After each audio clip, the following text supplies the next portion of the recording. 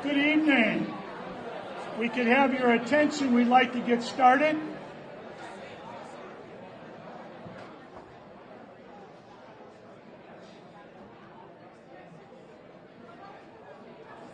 We have your attention, please, so we can get started.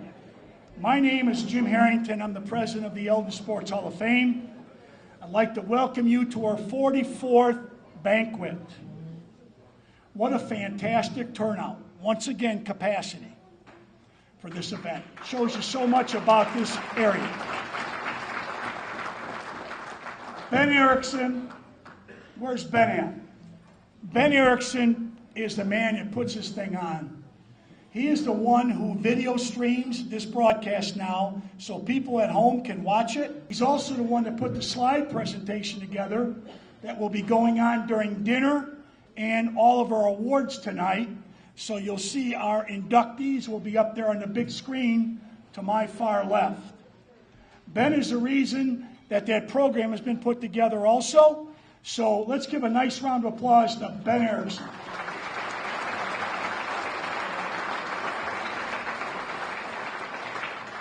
The screen will run throughout dinner tonight. Without any further ado from me tonight, I would like to bring Ron Lang forward to say a few words, our past president.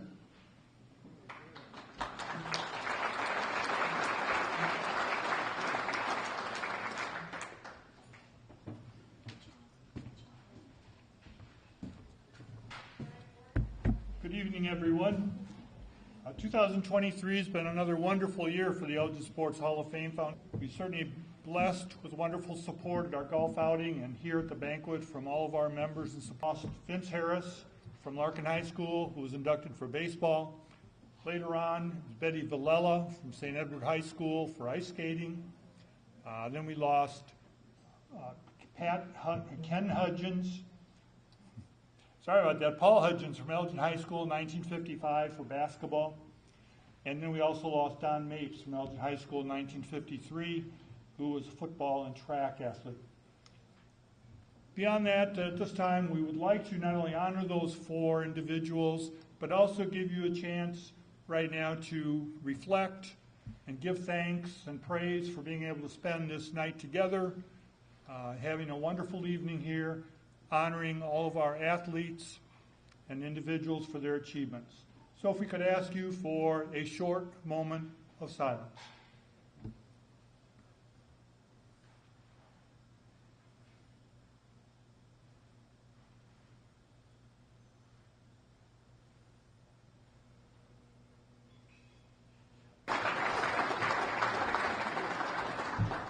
Okay. We are going to dismiss you for dinner, but we do have a plan. We're not going to have 30 tables run out to the dinner line. I have the privilege of dismissing the first 6 tables, okay, and that will be the 6 that I pick, and then O'Day, who's in the back, she will dismiss the rest of you, okay, at that time. So you will be able to go back to seconds. I ask you to please wait until everybody's been through once. I will let you know when everybody's been through once, and then feel free to go back for seconds. Okay? And if you have problems reading the program that we have, if the print is too small, 2 of our board members, Pat Barnhart and Mike Strasser, will go through. Just raise your hand, and they will give you a little bit bigger print if you need it. We don't have a lot of them, but we do have about 20 of them for people that need it. Who needs it? Pat is in the back there. Please just raise your hand. He'll run over and give you one. Okay, my privilege. The first 6 tables, please go in line. There's 3 lines, so please use all 3 lines.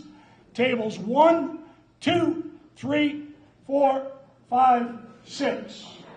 You're first. 1, 2, 3, 4, 5, 6, because that's all I can count. O'Day will dismiss the rest of you.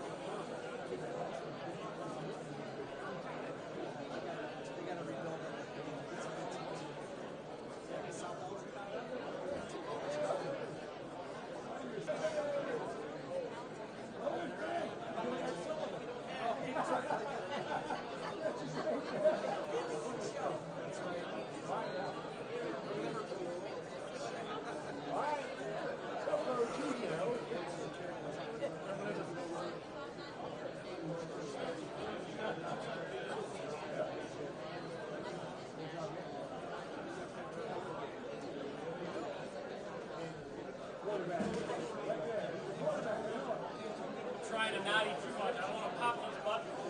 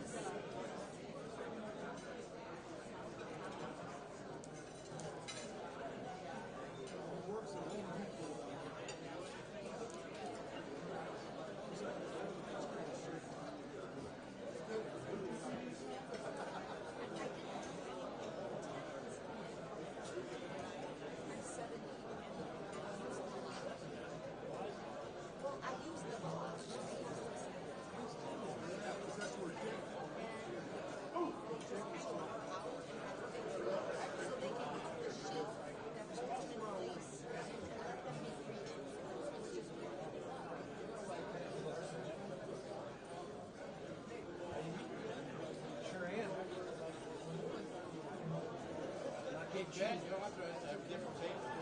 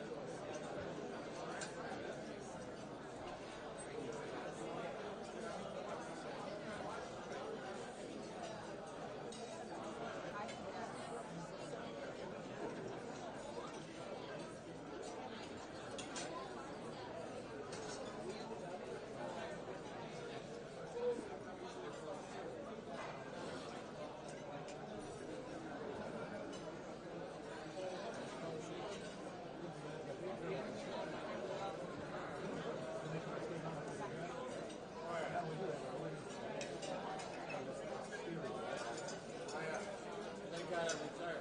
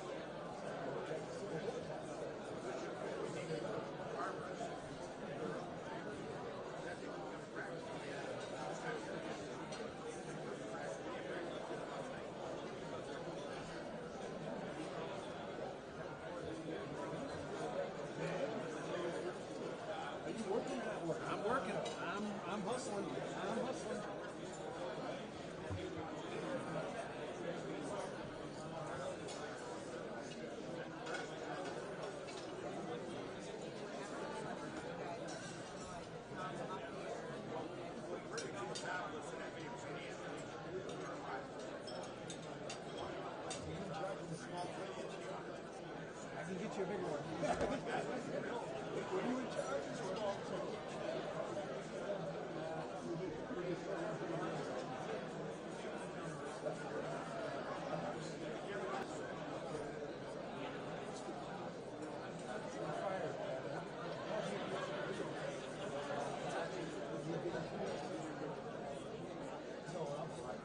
Although,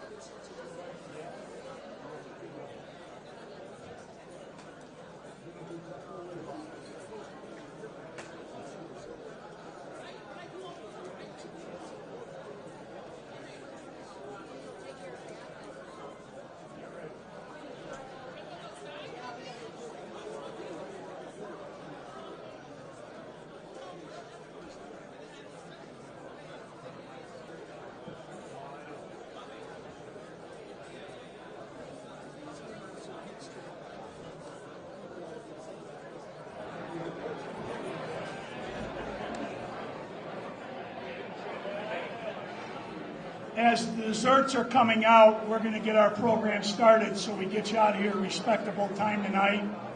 Continue to eat. Desserts will be coming out to your tables. Coffee. The waiters and waitresses will be bringing it out to you.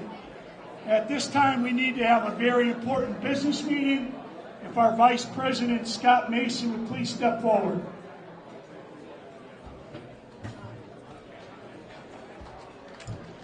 Hey, thanks, Jim. This will be very brief, I promise. It's just a little short meeting for our member of the Hall. We have a great group of board of directors. Carrie O'Connor, Dave St. John, Mike Sitter, and Ann Boot. And if you're a member here, I need a vote of yes if you would like these guys to go for another 3-year term. So all in favor say yay. Yay. Any no's?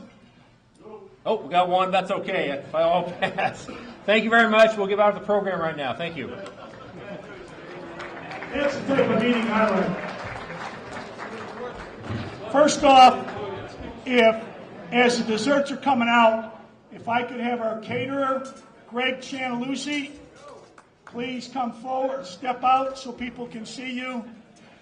His catering made simple put on our banquet for us tonight.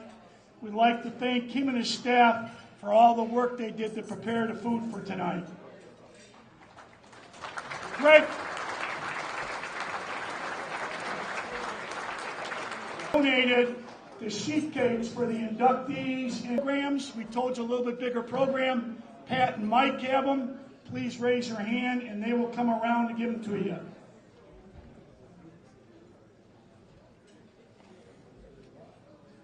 Okay, we're going to get started tonight with our program. First off will be, if you follow through on your program, you'll follow exactly what I'll be doing tonight.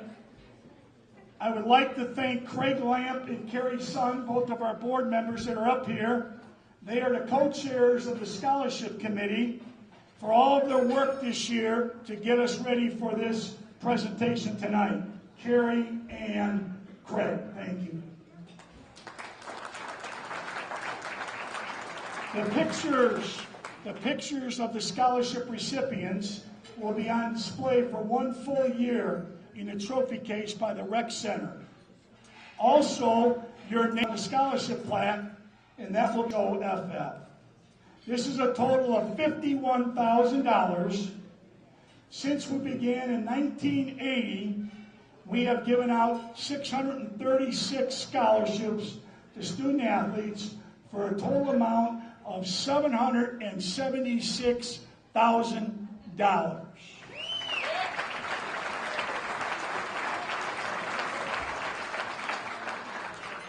Thank you to the generosity of all our donors.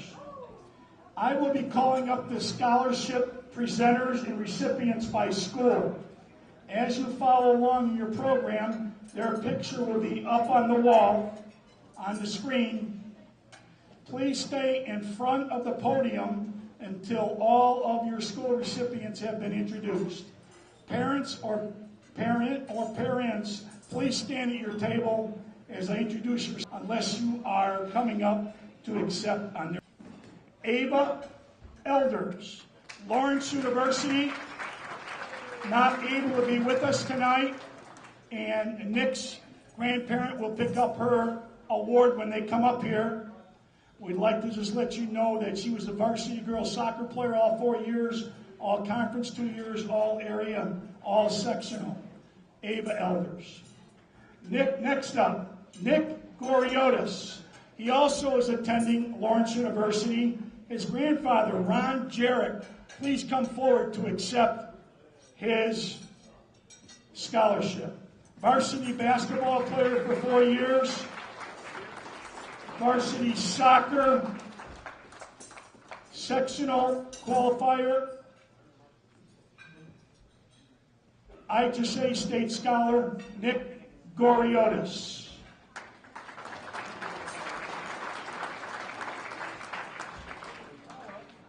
Yes, you're going to, he's got to move. Kara says she'll see you. Academy, their athletic director, Craig Pinson, please come forward. Recipient from Elgin Academy, her name is Noelle Lanton. She's attending Spelman College in Atlanta, Georgia. Her parents, Robert and Colette, are here. Please stand. Her sister Addison will accept on her behalf.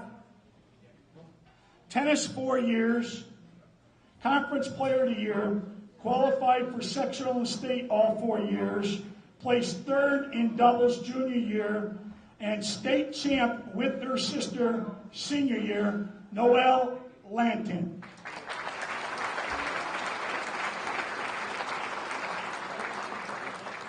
Thank you, Craig. I forgot to mention, please, after you get your award, step over here and have your picture taken.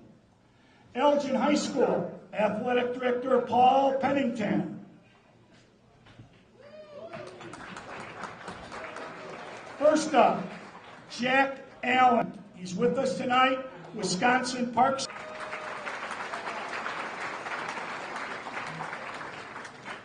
Christian Davis, not able to join us tonight, but his mom, Priscilla, will accept. He's at Michigan State University. Varsity football 3 years, varsity track and field 3 years. Honorable mention, all conference football, Christian Davis.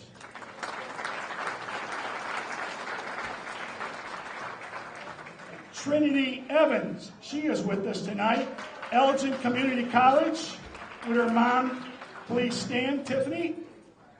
Varsity basketball, 3 years. Varsity volleyball, 2 years. MVP in basketball, 21-22. Honorable mention all conference, Trinity Evans.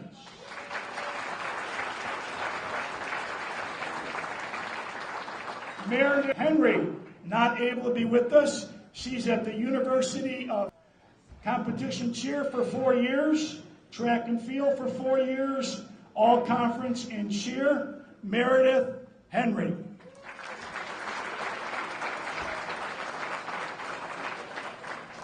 Adam Lambaz is with us tonight, Concordia University. His mom is also here, Nancy. Varsity football, 3 years. Wrestling, 2 years. Track and field, 1 year. Baseball, 1 year. All conference, 2 years in football. All conference, 2 years in wrestling. All area, all state in wrestling. Adam Lambaz. Alyssa Weissep, she's here, attending Elgin Community College. Randy and Marjorie, please stand. Varsity basketball, 3 years. Volleyball, 2 years. Track and field. National conference in basketball. Alyssa Weissep. Thank you, Paul. Thank you, Elgin High School. Joseph Constable, not sure if he's here tonight. He's at Elgin Community College, but his dad is here, Lou and Donna. Please stand. Varsity basketball, 2 years. Team captain, regional championship team last year. Honorable mention all conference, Joseph Constable. Harvest Christian Academy, their new athletic director, Justin Rasmussen.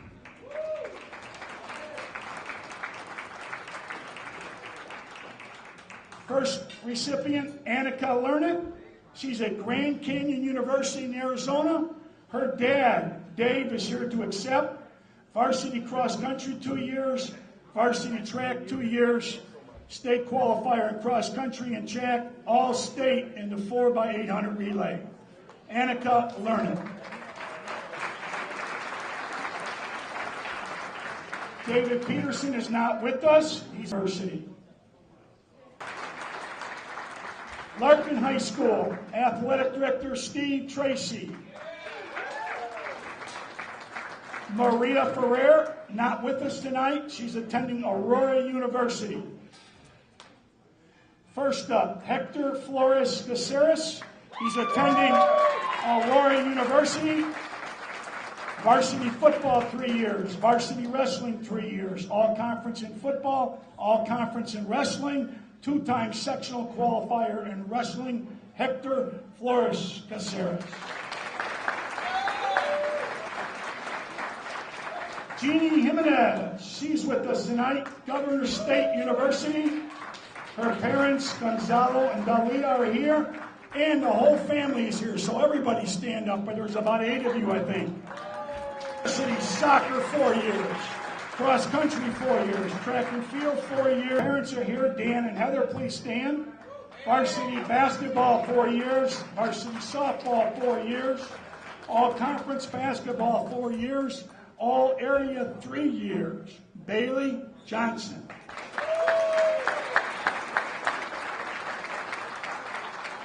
Anthony Mora is with us tonight, attending Roosevelt University. His parents, Roger and Yashanka, please stand. Varsity football, 2 years. Varsity baseball, 3 years.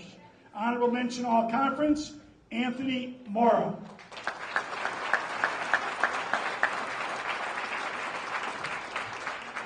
Nicole Nosbish is with us also, attending Elgin Community College. Her parents, Reed and Karen, please stand. Varsity badminton, 4 years. 4 years. Bowling, 1 year. All conference runner-up in badminton for 3 years. Jacob Smith is with us, attending Judson. His mom, Stacy, and all of her family, please stand. A whole bunch here, too.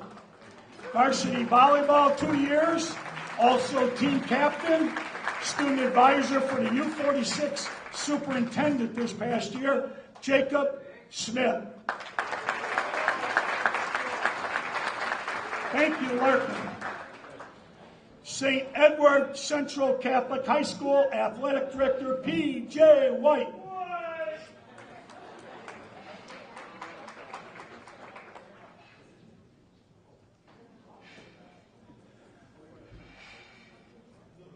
First recipient, Ivy Burnett, attending College of DuPage. Parents Jeff and Jessica, please stand. Varsity golf 4 years, all conference 2 years, sectional qualifier all 4 years, Ivy Burnett. And Rebecca, please stand, and her whole family, which is quite a crew also. Varsity competitive cheer 3 years, all conference 2 years, conference MVP is a senior, Morgan Poole.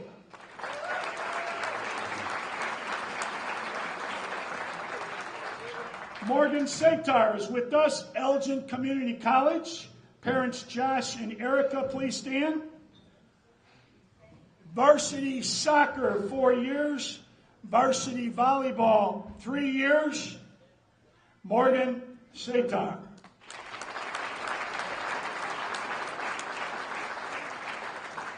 Ben Zielinski, also here tonight from college, going to College of DuPage. His parents, Andrew and Christine, please stand. Varsity football 1 year, varsity soccer 1 year, basketball 4 years, all conference in football, all in basketball 2 years, MVP net. South Elgin High School, Caleb Carter, not with us tonight.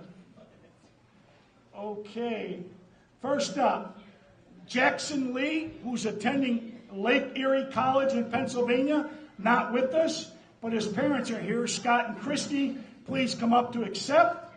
Varsity baseball, and a major contributor in the Beacon program at South Elgin, Jackson Lee.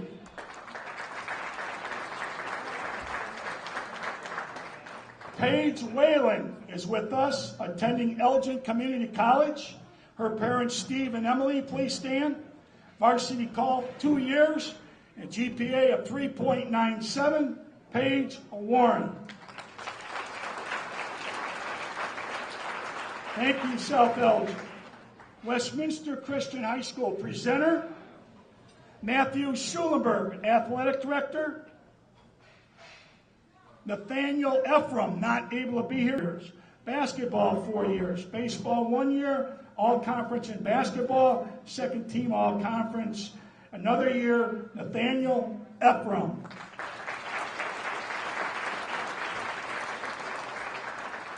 Nathan Sears is not with us tonight. He's at Lancaster Bible College in Pennsylvania. His parents asked for Matthew Schulenberg, the athletic director, to accept on his behalf. Varsity soccer 4 years, all conference all 4 years, all sectional, Nathan Sears. Thank you, Westminster. Elgin Community College, would Melanie or Bill step forward? Okay, Melanie's coming. First recipient not with us, Gavin Crowfoot, attending Missouri Baptist University. Baseball 2 year all conference. Against Mia Kraft.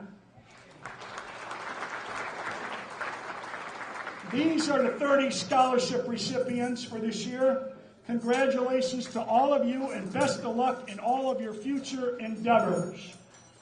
Scholarship recipients.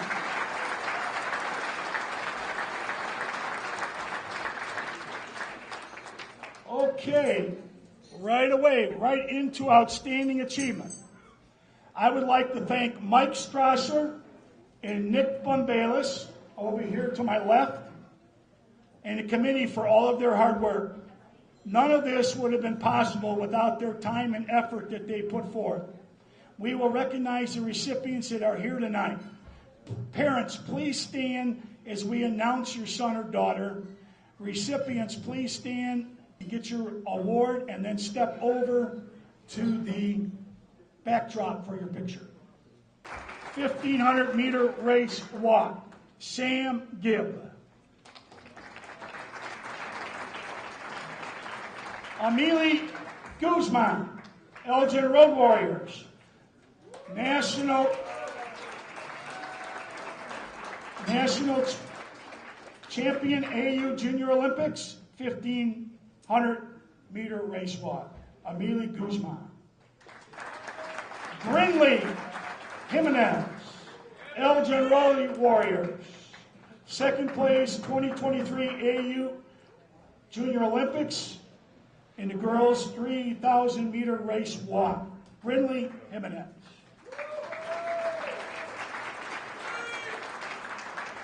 John Joseph, Elgin Blue Stars. John here with us? Here he comes. Blue Stars finished first in the Special Olympics and the Summer Games with his softball throw.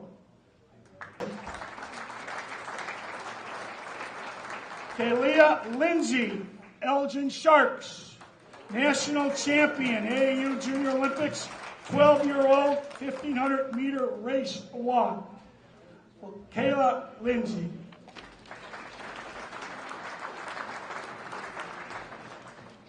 Elois Along, Elgin Sharks, third place, AAU Junior Olympics in the 12-year-old group, a 1,500-meter race walk.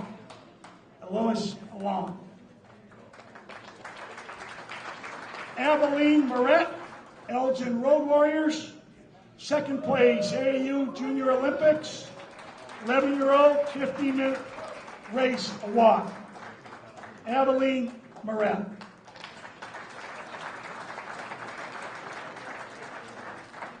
Ureli Robledo, Elgin Road Warriors, second place, AAU Junior Olympics for 10-year-old girls, 1,500-meter race walk. Ureli Robledo. Leslie Urestade.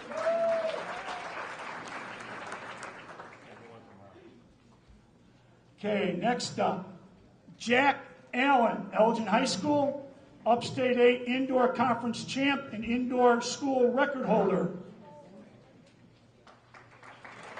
400 meter and 800 meter.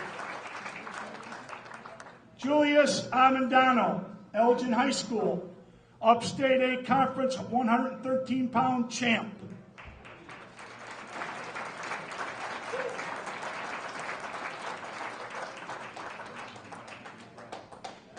Elias Cole Williams, South Elgin High School, Upstate 8 Indoor Conference High Jump champ.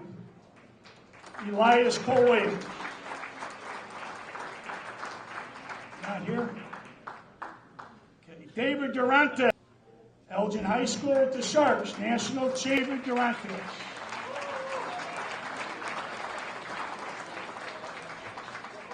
Hannah Durant, I think mom's coming up.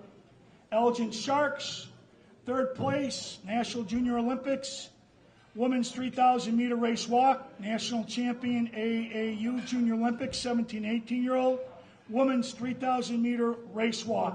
Hannah Durant. Stay here. Heather Durant, Larkin High School, Upstate 8 Conference Cross Country champ.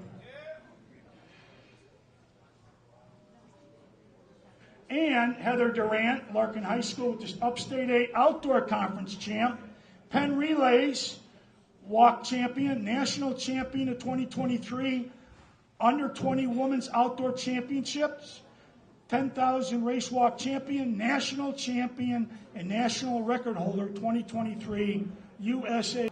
Heather Durant. 100-pound state champ, Emma Ingalls. Nathaniel Ephraim, Westminster Christian High School. Mom, you're back up. Over 1,000 points scored in his career. Mom? To CG?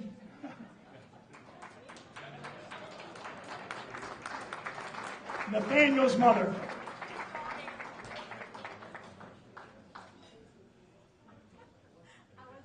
That's okay. Boys track. Dwayne Evans, Elgin High School. IHSA sectional champ, Upstate A indoor conference champ, indoor school record holder, and MVP of the Upstate A indoor conference boys track meet, Upstate A and outdoor conference champ. Steve, will you take Maria's place? Steve Tracy, Maria Ferrer, Larkin High School. 5th place in the tournament, Upstate A girls wrestling conference champ, 155 pounds. Adam Lambaz, Elgin High School, 285-pound Upstate A Conference Wrestling Champ, IHSA 3A, 6th place finish. Adam Lambaz. Adam, you left. You left? Okay, Addison Lanton, Elgin Academy. Doubles champion, IHSA 1A sectional doubles champ, undefeated IHSA 1A state doubles champ, did not lose a set all season. Addison Lanton. Addison, stay here, please. Undefeated IA state doubles champion, did not lose a set all season. Noel Lanton. Congrats.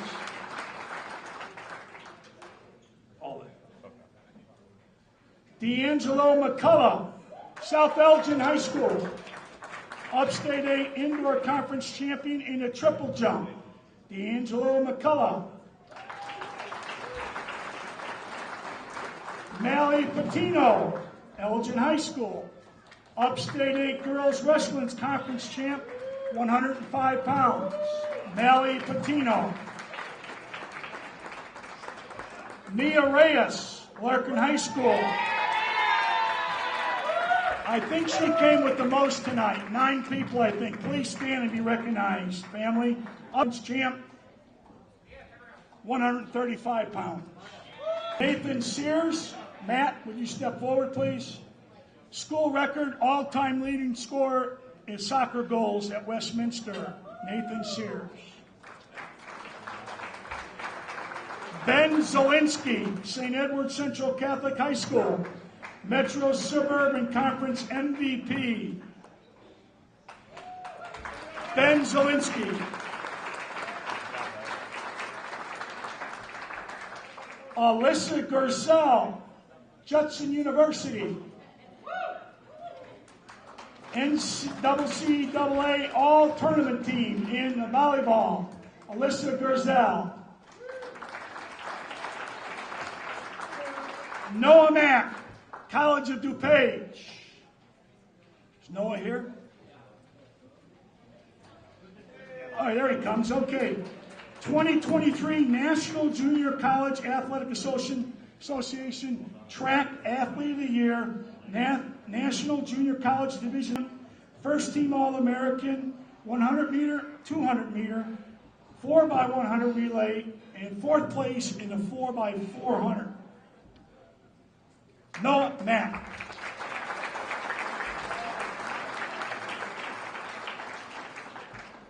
Ty Gooch, Westminster Christian High School, District Athletic Director of the Year. Ty Gooch.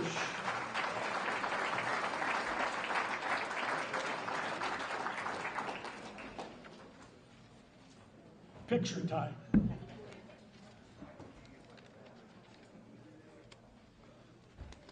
Catch my breath here for a second.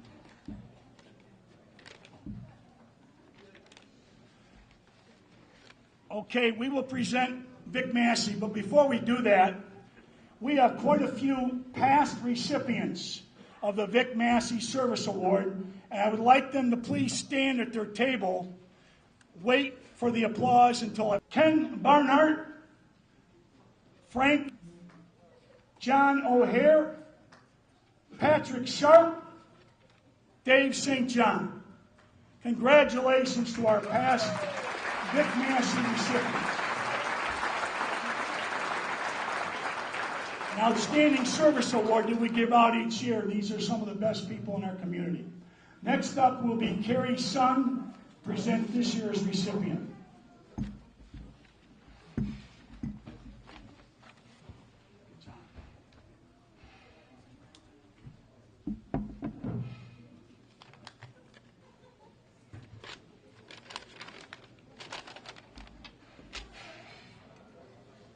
Good evening.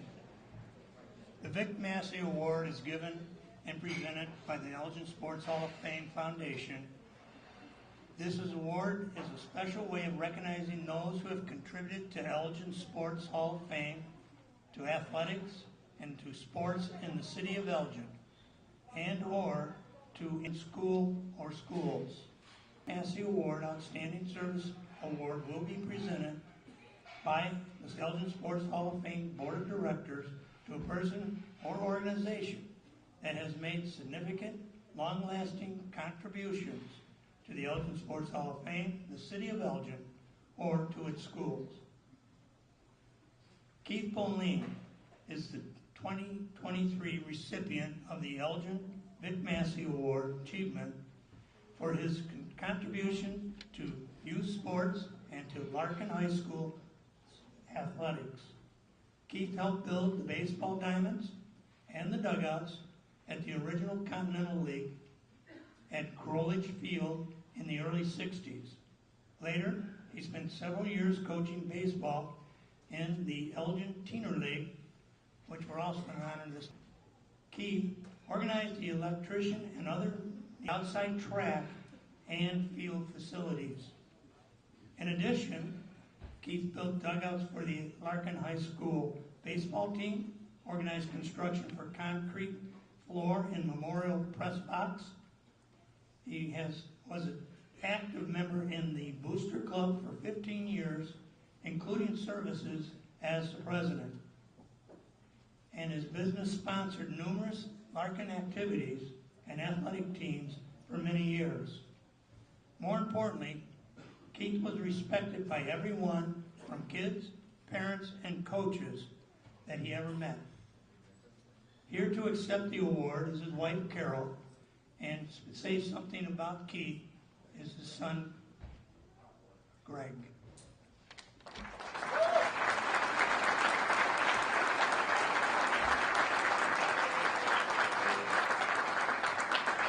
Everybody, thank you for the Hall of Fame for giving this to my dad. He was, well, he passed away about a year ago, so it might be a little emotional here, but he, his first time coaching was when he coached for his cousin asked him, or his oldest nephew asked him to coach a Teener League baseball team over at not Lawrence, but what's the park over on the east side there, the Trout Park. And part of that team was also a young man by the name of Rick's son, who has stated that Dad was probably one of the best coaches he ever had growing up through all his career. And also, besides being given his time as a coach, he also gave his time to numerous other volunteer aspects in the city of Elgin. He was very active in a place called Camp Edwards, that he volunteered many hours up there. Besides that, also with his church here in town at the First United Presbyterian Church, he donated time there. He was a man just giving his phenomenal man, he was, and thank you, Dad. I don't know if anybody else has anything else they want to say. So, I guess that's it. So, thank you, everybody.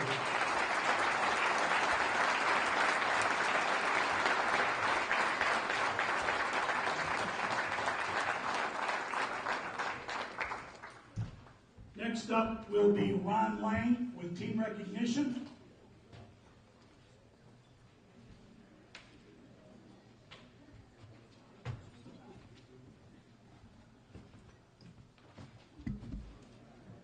Team recognition is a program that was begun by the Elgin Sports Hall of Fame in 2015 to honor outstanding teams from Elgin's past. Teams that are eligible for this award include high school and college teams in Elgin.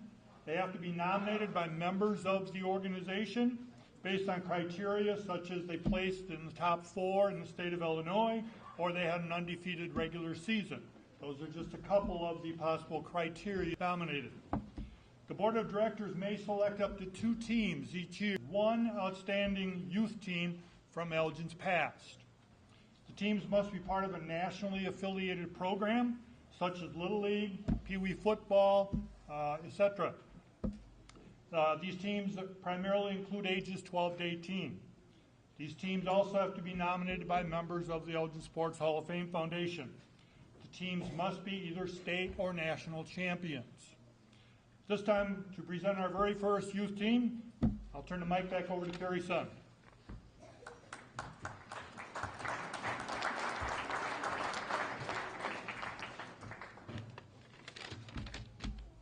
Hello again. The 1966 Elgin VFW Teener League All-Star Team, made of 15 players and coached by Chuck Turner, Jim. The team won the VFW held at Trop Park. From there, the team competed in the area tournament where Elgin won 3 games and defeated West Ellis, Wisconsin for the regional championship. The national championship is in Hershey, hosted 8 teams with a double elimination competition. First, Elgin defeated the Del City, Oklahoma team 8-4 to advance to the semifinals. In that round, Elgin defeated the team from Pierre, South Dakota 3-0 to advance to the double elimination championship. Elgin won the first game in the championship against Lebanon Valley, Pennsylvania, 2-1 to snap Lebanon Valley's 18-game tournament streak. After losing to Lebanon in the pitcher Jim Kasulis was named the most valuable player, while Terry Whipple and Jim Katz were the leading hitters on that team. The city of Elgin celebrated this team for their championship by holding a parade through the town and a banquet, my guess was, at the VFW. Congratulations to this team. Here to introduce the players tonight will be Terry Whipple. Terry played third base on that program.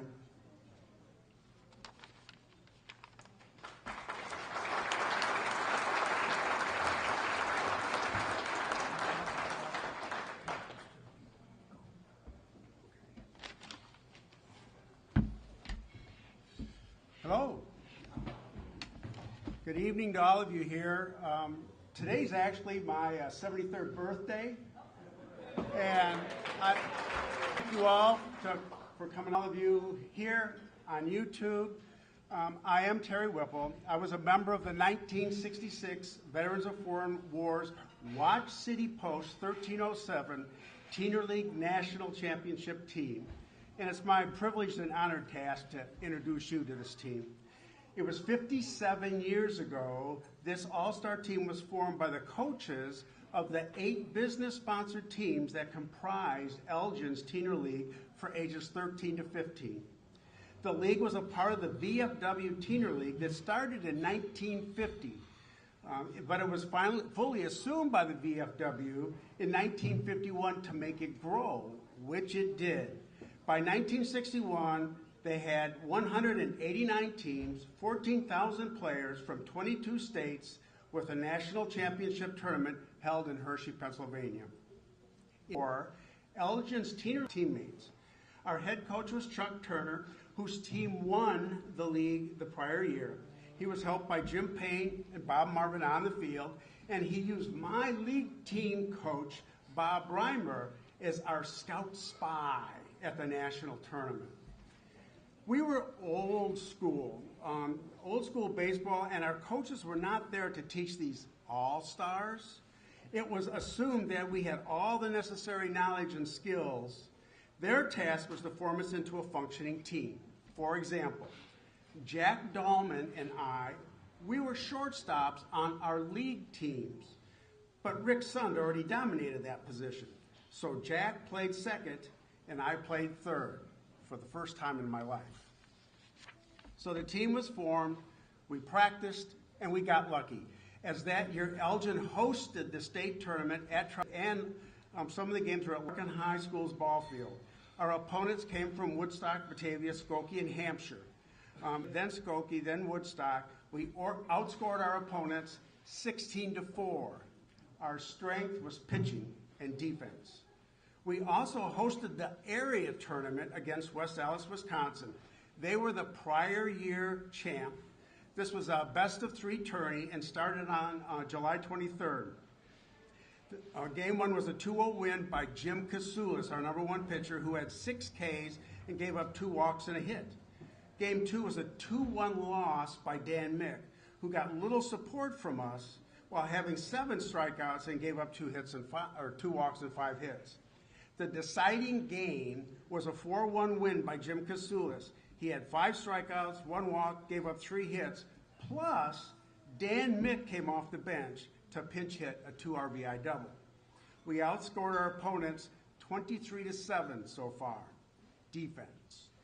Off to the National in the corporate town of Hershey, Pennsylvania, which smelled like chocolate for August 20th. We stayed in this dormitory-type building with bunk beds, but right outside an amusement park with a real live roller coaster. Our opponents were from King Mountain, North Carolina, River Rouge, Michigan, Pierre, South Dakota, Bellefonte, Pennsylvania, Pittman, New Jersey, and Del City, Oklahoma, and Lebanon Valley, Pennsylvania, which was the prior year champs from the local area with an 18 tournament game win streak by the time that we played them. Game 1 versus Del City was an 8-4 win. Game 2 versus Pierre, 3-0 win. We played Lebanon Valley on Game 3 with their hometown fan advantage. It was a 3-2 win. Jim Kasulis pitched for us with 5 strikeouts, giving up only 3 walks and only 3 hits. Due to having no losses in this double elimination tournament, we had an off day and a tour of the Hershey plant. I lost my taste for chocolate for a while after that. Bunt his left-handed pitches as it is to hit them, and we won 3-2. Jim had 7 strikeouts, allowing only 3 walks and 5 hits. National champs. We outscored our opponents 39-14. Let me briefly introduce the players to you. And guys, when you hear your name, please come forward for recognition and the pictures. Good old school teams were always strong up the middle. And so were we. So I will start there. Catcher, Mike LaVault. Strong fundamentals, strong arm, good receiver, timely hitter, and a leader. Shortstop, Rick Sun, whom some of you might know here at the Hall of Fame. Great athlete, great competitor, who just did everything well. Shortstop, or second base, Jack Dahlman. Great fielder, knew the game, how to play, covered center easily with a strong arm, and as a power hitter. Stats are hard to find, but I know he had a couple of home runs. Let me leave pitching to the end. First base, we have several dimensions. Jim Capps was a great fielder and helped all of us infielders by scooping up our errant throws. Plus, he had very timely hitting. Jim Kasulis, whose bat was so good that when he would play first when not pitching, there's no rest for the talented. And Dennis Manning, who sadly has passed away some time ago. He was another great athlete with great strength, played a big role as pinch hitter and could catch. Third base, this was me, and I was lucky. Our pitchers threw hard on the outside corner so the hitters couldn't pull the ball, thanks to my pitching friends. Elmer Schick played another pivotal role for this team. He is the kind of player that every quality team needs. Today they would say positional. Elmer was expected to play any position with no loss of effectiveness, pinch hit, and no recollection of where he played. I'm sorry, Billy. Other outfield was Bob Breskovich in right field, normally a third baseman, but he was known for power hitting and being such a tough competitor. Left field saw Mike Steriker, who I remember most as a very strong pitcher, but was in the lineup due to his power hitting and great arm. Terry and Larry Burnell were twins who brought lots to the table. Terry and Larry could play any position, and with Larry, that included catching. Terry and Mike Steriger were our number 3 and 4 pitchers and our relievers, but as I learned from playing against them, they could hurt you offensively as well as defensively. Dan Mick was our number 2 pitcher and brought high heat with good control and a breaking pitch he could routinely get over the plate. Great hitter as well. Jim Kasulis was our number 1 pitcher, a lefty whose fading fastball seemed to catch the corner, and his very good first baseman and one of our best hitters. He was awarded the championship's Outstanding Player Award, but we already knew that as we carried him off the field after our final game win. We received many honors from all of the Elgin Little Leagues, which supplied all of us players to the Teener League, the area and Chicago Press, WGN TV and radio, the White Sox, which included free game tickets, and the City of Elgin and Mayor Shales, who received us with a prepared meal, a police car and fire truck escort into town with lights flashing and sirens wailing. But the truth is that the people who should have been celebrated on that bus should have been all those parents, volunteers, city staff who made it happen. They gave us a field, maintained fundraisers, acted in coach so that we could go and play. This team is ever grateful. Thanks to the Elgin Sports Hall of Fame for this honor.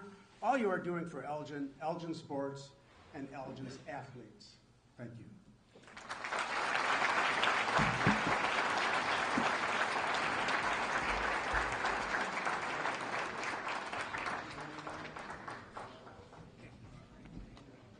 Frank, you're next.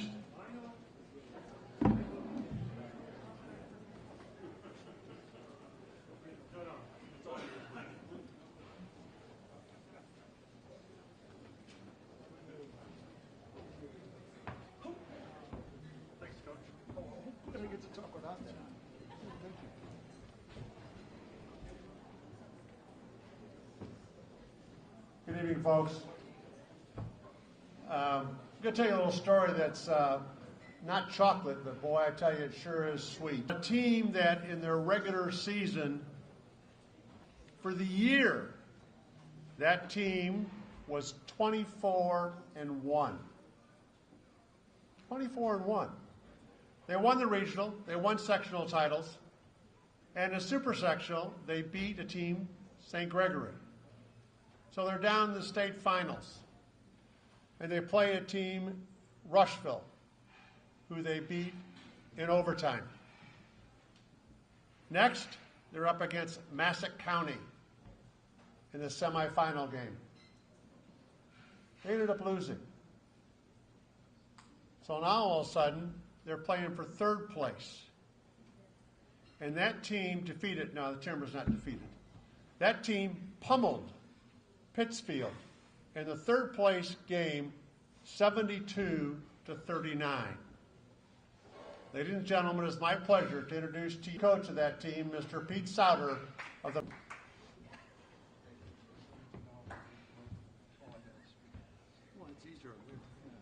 I go in here?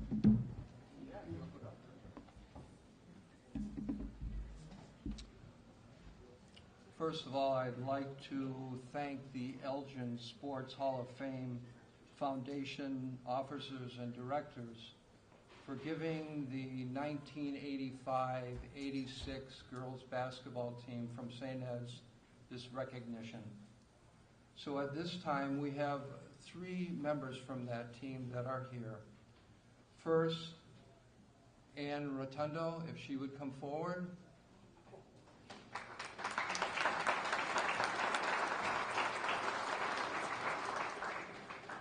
Beth Hassenmiller.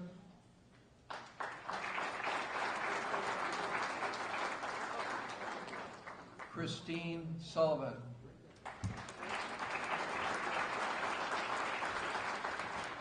Married names, but I really don't. A little bit of background. St. Edward's basketball, or girls basketball, has a lot of pride. And way back in the 1984, when things were just starting with girls basketball, St. Edward's during that time went to 6 super sectionals in a row. Out of those 6, they went downstate 3 times. This team here came in 3rd place, but it's very difficult over a period of time to repeat as champions. In 1985, this group won the state championship. And in front of us here, we have Ann Rotundo and Beth Hassemiller, who were both honored all-state players.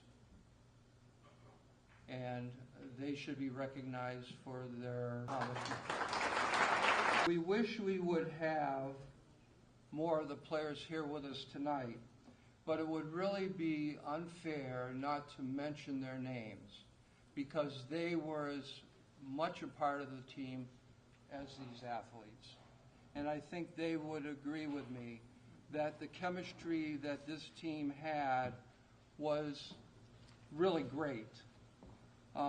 If you were to ever look on their schedule, you would see during the summers and during the year, they participated against other teams that were much bigger in school population, but yet over a period of 2 years, they only lost 6 games. So I'd like to recognize these people, assuming my picture. First, we have Ann Rotundo, we have Alice Gary, Maureen Knott, managers Stephanie Oddie, Heidi Schmidt, Christine Sullivan, with the good hair, Jennifer Cush, Tammy Engers, Maureen Mueller, Jody, what's Jody's last name? Thompson. And the last girl, I don't know what her name is. She was the other manager. But when we look at all of this, I was just the assistant, so I was just the frosh soft coach.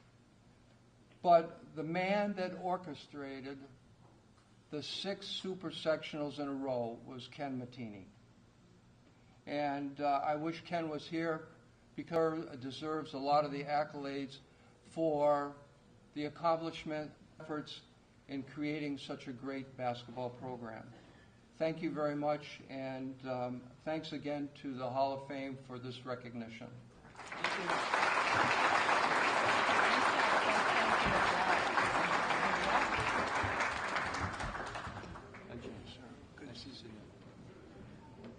And vote our last team tonight.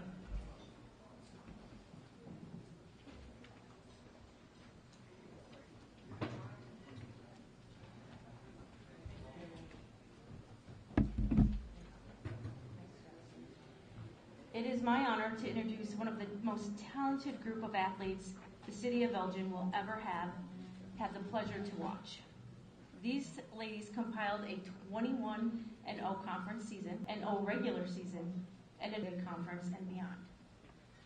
Playing alongside these talented players was a dream come true. Playing against them made myself and their competition push for excellence and truly strive to be better softball players. You ladies pushed this game to a new level in the 90s, while doing so with pride, grit, determination, and the utmost confidence in yourself and your teammates. With all the respect to each and every one of you, I proudly introduce Coach Salisbury and the 1991 Elgin High School softball team.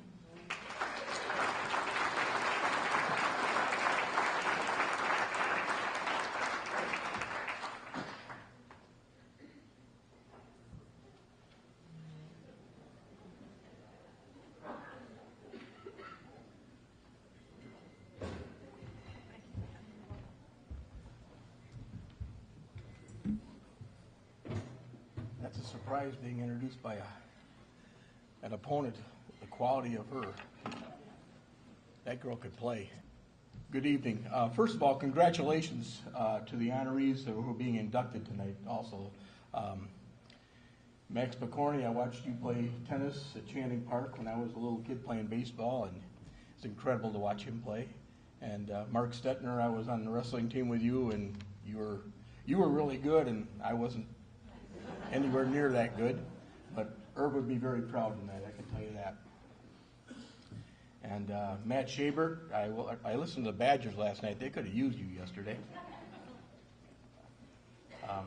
But anyway, thank you for the Hall of Fame for recognizing our 91 Maroon softball team.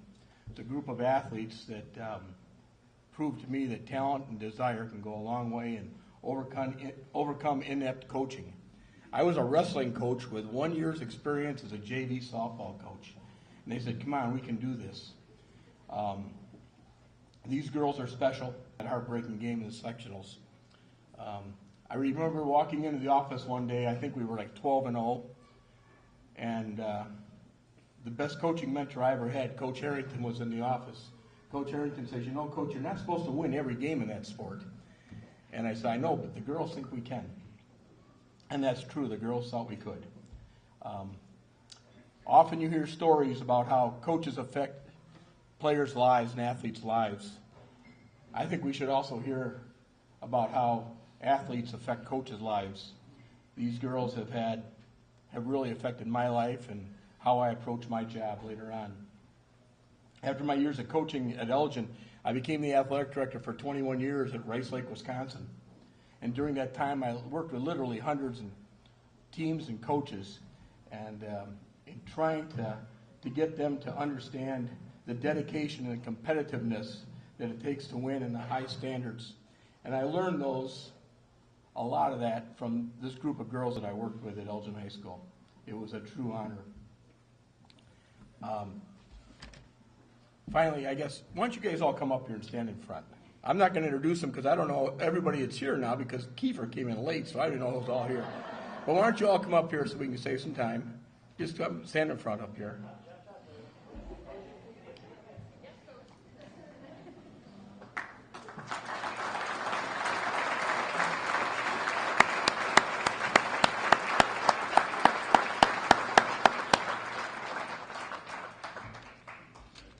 But I remind myself often about how fortunate I was to be associated with this group of athletes. The 91 Maroon softball team worked hard and had great attitudes. You hear that a lot about teams, but they also won a lot, and that's a whole lot of fun. And so it was great. I am blessed to have been a part of it, and it's really good to see everybody. And thank you to each and every one of you for being a big part of my life. I really appreciate it. The 91 softball. You ready for saying that? Thank you.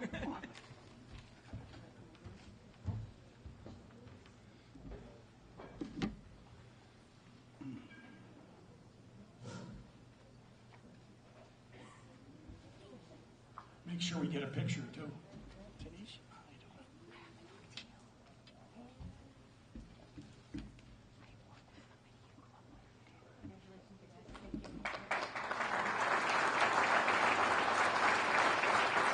Okay, a couple of things before we do the inductees. Number one, this is a heartwarming story. 3 weeks ago, Ron Lang, myself, Jeff Myers, and Bron Shipior, we met down at the rec center, and I know she's watching tonight because she told me she couldn't make it, but she's going to watch.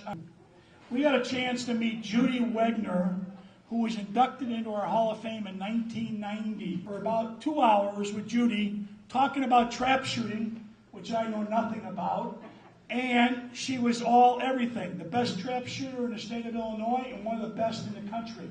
So I just want to let you know how much fun that was that afternoon to spend with Judy. So Judy, congratulations. We're glad we could get you your medallion.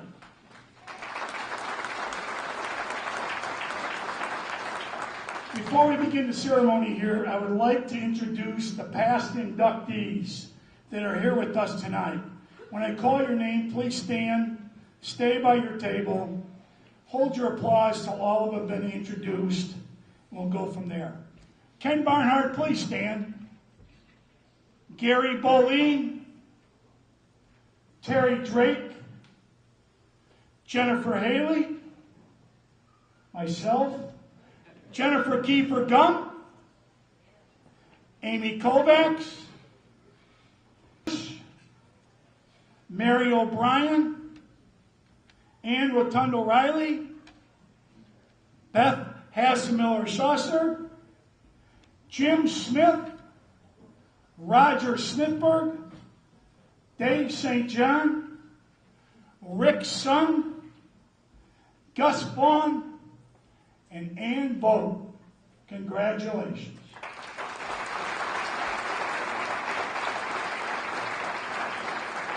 One more. This doesn't happen very often at our banquet. The first time I can remember. This is called a Lifetime Achievement recipients. We got 5 of them in our entire organization since 1980, and 3 of them are with us tonight. I'm not going to go over their bios with you, but in order to be a Lifetime Achievement recipient, you had to become a Hall of Famer first, an inductee. And they were inductees first, and then because of what they accomplished after they were inducted, we came up with an award called a Lifetime Achievement. So I'm going to ask 3 of them to stand as I call their name, just give you a brief background on what they've done, and Vic Massie to come up here together, and then all of the inductees. So, first one up, Beth Hassemiller Saucer, for everything she has done with the IGSA since she left our area. Jim Smith, what an incredible coaching career up in Minnesota. This man is back here for the first time in a long time, Jim. Welcome home. And Rick Sun, everything he's done for Elgin, plus the NBA. Rick Sun. What a room of a lot of great people in this room tonight. Ron Lang, would you like to get us started with our first presenter? This is the 5 individuals who will be recognized tonight.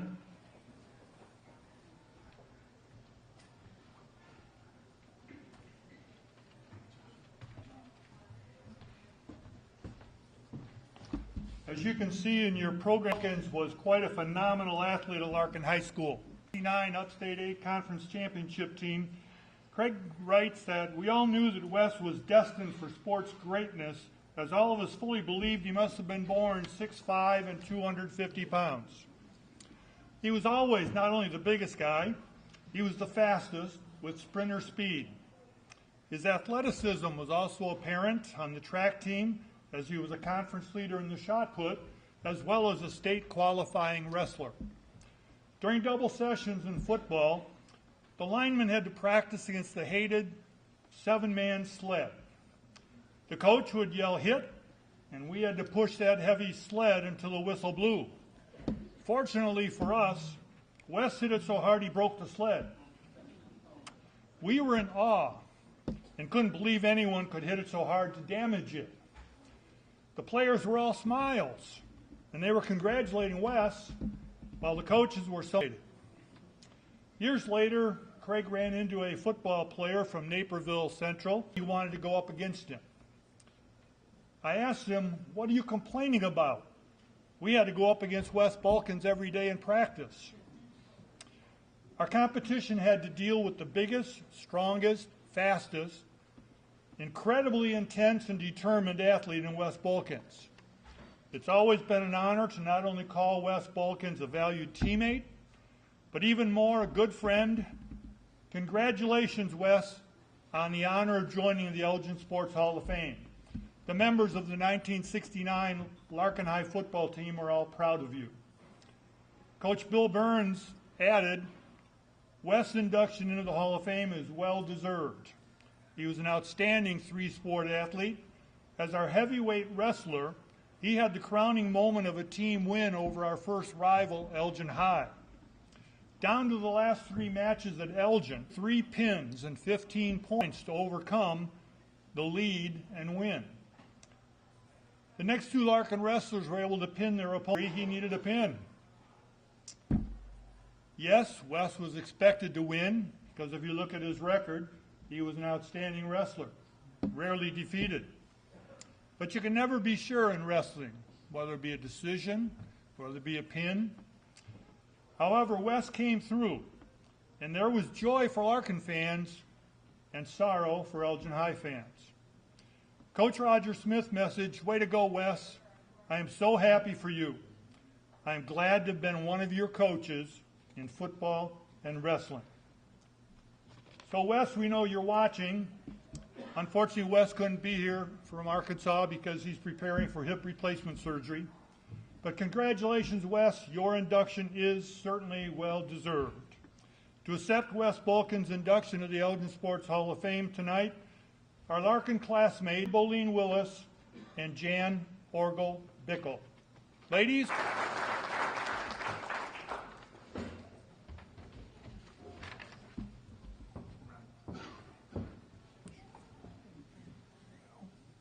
I'm not sure where the camera is, but hi, Wes. We haven't seen you since, what reunion was it? It was the 30th. You attended the 10th, the 20th, and the 30th, but we have not seen you since. And if you look at our last names, he was BOE, I was BOH. Guess who I sat behind in Mr. Klatt's geometry class? No wonder I didn't do so good in that class. I couldn't see the problems on the board. I had to always look around Wes. He was, again, a classmate of ours, and Wes, it's with honor that Ron asked us to accept this award. And you did mention some of his coaches, but in a note that he wrote, he would like to thank everyone that voted for him and for the honor of being inducted into the Elgin Sports Hall of Fame.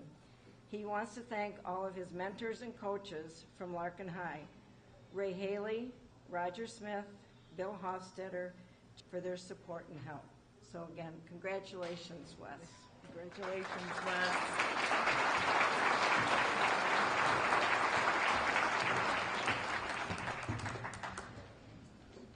Scott Sutherland, Kayla's coach, will be our next presenter.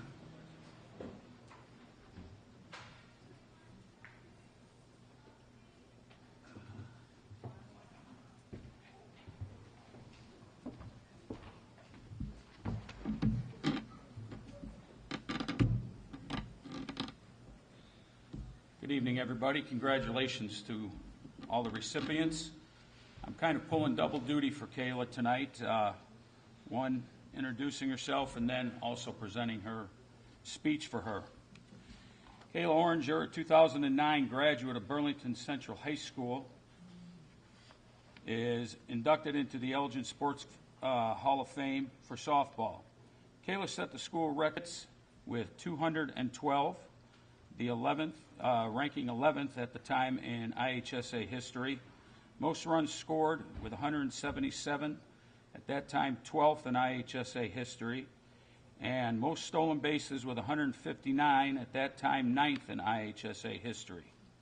As a four-year varsity starter, she was named first team shortstop all 4 years by the Kane County Chronicle, all area first team 3 seasons by both the Daily Herald and the Courier News, all area captain by the Daily Herald in 2008, and to the IHSA State Softball Super 60 All-Star team for her senior season. Kayla was a Big Northern Conference scholar athlete and a member of the Big Northern East All-Conference first team all 4 years. During that time, she compiled a .448 career batting average and a .490 on-base percent for the four-time conference and regional All-State honorable mention in 2008 and 2009. The Illinois Coaches Association Class 3A, 4A All-State second team in 2008 and the All-State first team in 2009. She was inducted into the Burlington Central Athletic Hall of Fame in 2016. Oranger continued her softball career at Division I University of Texas El Paso, UTEP, where she was a Conference USA Commissioner's Academic Medalist in 2010 and a National Fast Pitch Coaches Association All-American Scholar Athlete in 2010 and 2011. Mainly playing second base, Kayla had a 286 career batting average with season high of 346 in 2012. In addition, she, along with 289 assists. The NFCA named her to the All-Midwest Region second team in 2013. The next part is Kayla's acceptance speech, and Kayla, I was practicing all afternoon, so I hope I can do it justice for you. On behalf of Kayla, who unfortunately cannot make it here tonight, and her prior head coach at Burlington Central High School, I'm honored to accept this award on her behalf and share some of her remarks. Kayla would like to first extend a sincere thank you to the Elgin Sports Hall of Fame and its committee for this induction. I would like to thank those who voted for me, and I'd like to also congratulate all of tonight's inductees. It is truly a fame which consists of so many amazing athletes representing the great city of Elgin. Now, this is Kayla's words here. When I was a little girl, I never could have imagined that playing a simple sport could have impacted my life so significantly and in such a positive way. You could say my passion for the game first began when I started playing travel ball as a young girl. Over the years and through my career as a young athlete, softball ultimately became everything to me. It wasn't just playing for fun. I began playing for a greater purpose.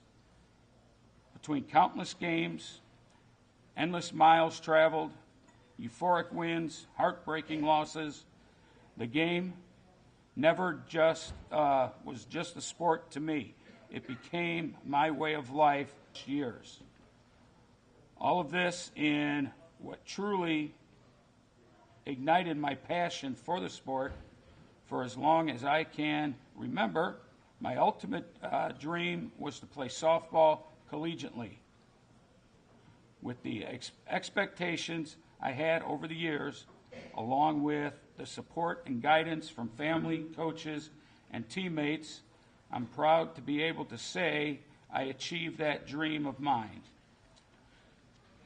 Now, of course, none of this could be possible without the support of the people in my life, in particular, my parents, Lowell and Lori Oranger, to my dad, the one person that taught me just about everything you needed to know about the game, whether you were on the field coaching me, cheering me on from the stands, or just playing a simple game of catch with me in the backyard.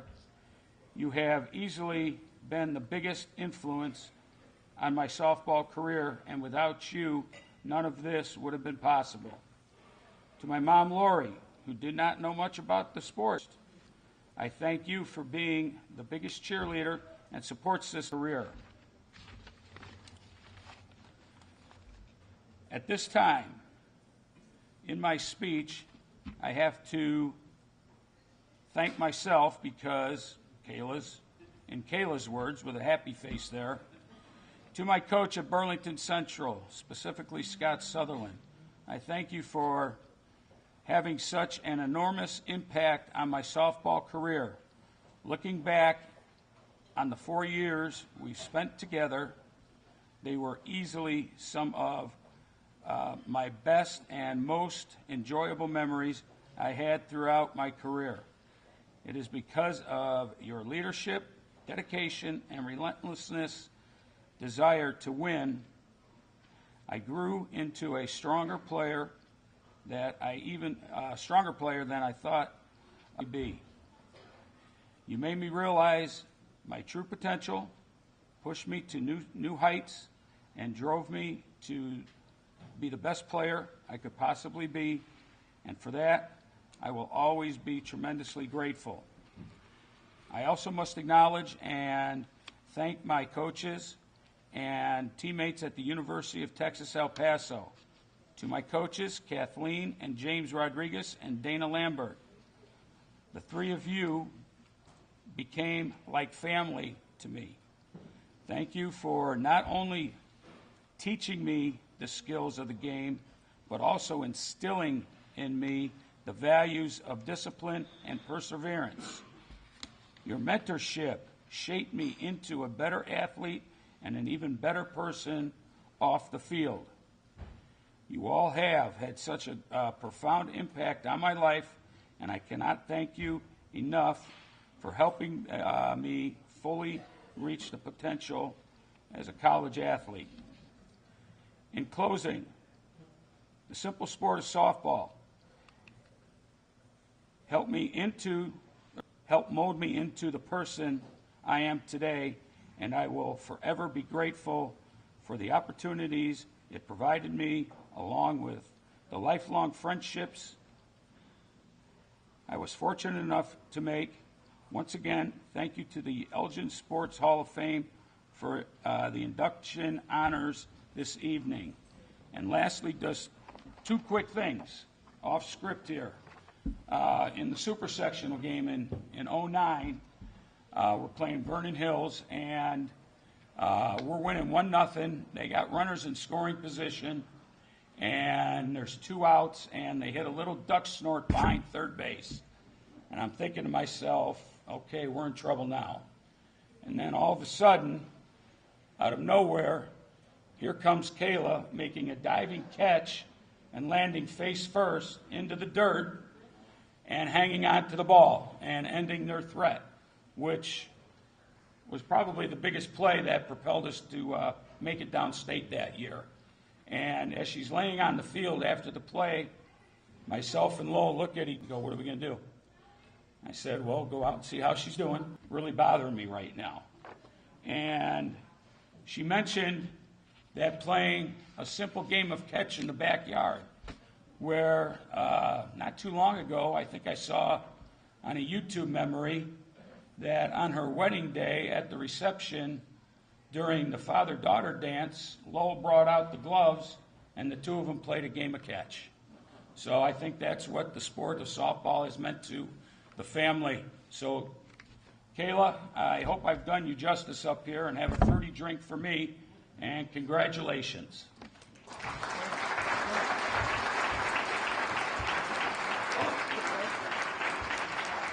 right. Thank you very much, sir. Appreciate it. Next up, Christopher Picorni, Max's son.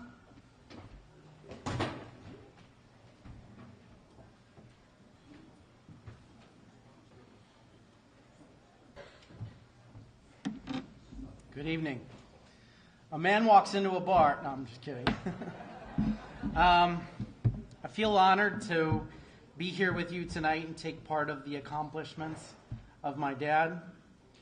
When he asked me to come with him to Illinois for a weekend, I knew that I was the favorite of the 7 kids. It's funny that I'm up here because all these achievements were before I was around, and I may be the only presenter that hasn't seen a single one of his games. I do remember when I was 6 or 7 and Dad ended up in the hospital and was diagnosed with multiple sclerosis. And that's when he decided to move us all from Illinois to Florida. Even with all that, after a few years, and by God's grace, he got back on the tennis court and started playing again.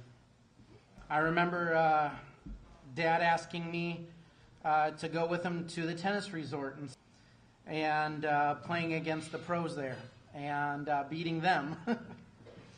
He told us countless stories about how many pairs of shoes were worn out through high school and college by just playing so hard, and how many hundreds of rackets that his dad kept through the years. I know that your family is proud, and by God's mercy, you have overcome so much. And thank you.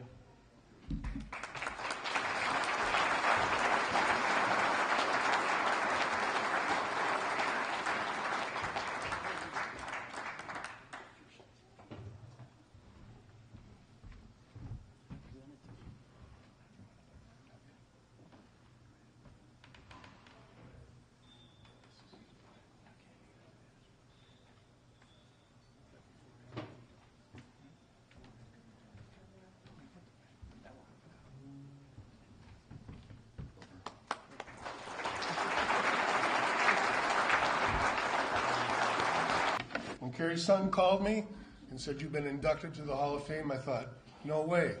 There are so many athletes that come out of Elgin that are so much better than me, but I tell you, I'm humbled and honored to be here tonight. Topher, thank you for coming. I really appreciate it. And your son, Oliver, my grandson. It's fun to share things with your kids and your grandkids. Those are memories that are going to last a lifetime. I want to thank the committee also. One guy, I won't mention his name, told me he voted for me.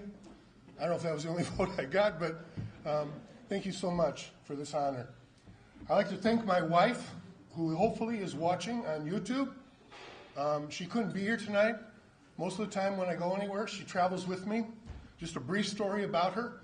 8 years ago, she was vacationing in New York, went to a family-friendly park with her friends, her girlfriends. They wanted to see waterfalls, so Carol went the wrong way, so she had to go backtrack, and she decided to take a shortcut. Well, the shortcut was all these big boulders that she could step on the cliff. She fell 30 feet, and she smashed her hip. She had surgery at a hospital in New York, and we found out just recently that they only did a partial hip replacement because she was in pain all the time. So 4 weeks ago, she had a replacement hip surgery and was doing very well. And then our goofy little 20-pound Chinese pug knocked her over. She broke the femur in her leg that was connected to the hip, and she's been recovering ever since.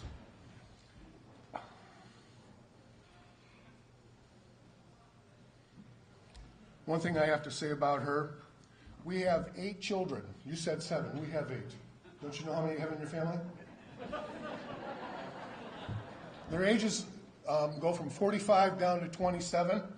The reason why he didn't share that we had 8 is because years ago we adopted a young man in Nigeria and been a part of his life for a long time, so we include him as one of our children.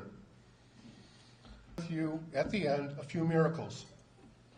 From the beginning, I was born August 10th, 1952, to Chuck and Virginia Picorni at Old St. Joseph Hospital on the east side of town. I was the first person to welcome 2 people into the world. Carrie and Sherry's son were born August 11th, 1952. So I've known them for 71 years. Boy, does time fly. My tennis career began in 1960. We used to live in Black Hawk Manor. Is it still called that, the north end of Elgin? Black Hawk Manor. We moved to 12 Warwick Place, which was right near Channing Park. I knew nothing about tennis, but I loved watching the people play. So for the first 2 years we were there, I just watched people play tennis. When I was 10 years old, I bought my first tennis. We hit rocks with it. He finally broke the racket, and he got in big trouble, and boy, was I glad. I was a self-taught tennis player. We couldn't afford tennis lessons, but that was okay, because my brother and I worked very hard together. There was a backboard, if you've ever seen Channing Park, I used to have one anyway, a backboard, and we were there every day hitting against that backboard. The first title I ever won in Elgin was the 14 and under boys when I was 12. When I was 14, I won the 18 under boys. I beat Dave Lowe's. Some of you might know him. He played number 1 for Elgin High School. I was very serious about my tennis. I wanted to go to college, and I didn't want my parents to have to pay. So, at age 16, at age 16, I won the men's division at Elgin, and I never lost for the next 10 years.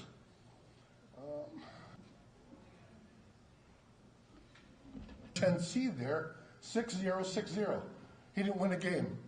So a man came up to me and he says, "Hey, you're pretty good. Would you like to come to my school?" And I said, where are you at? He said, "Indiana State University." So right there as a junior, I committed to go to Indiana State University for 4 years on a tennis scholarship. My senior year, I did an unbelievable job. The guy that I ended up playing was a 3rd seed. I was in the 4th round, and it was very hot that day. And I was beating him. Won the first set. I was winning the second set, 4-2. So the match was almost over, and all of a sudden I developed cramps. And let me tell you how these cramps were. The cramps went from my feet all the way up to my ear. Then if it had gone to my heart, that would have been it. But during this, I never played in front of a big crowd. But the third set, I started out beating him again, but as soon as the cramps hit, I was done.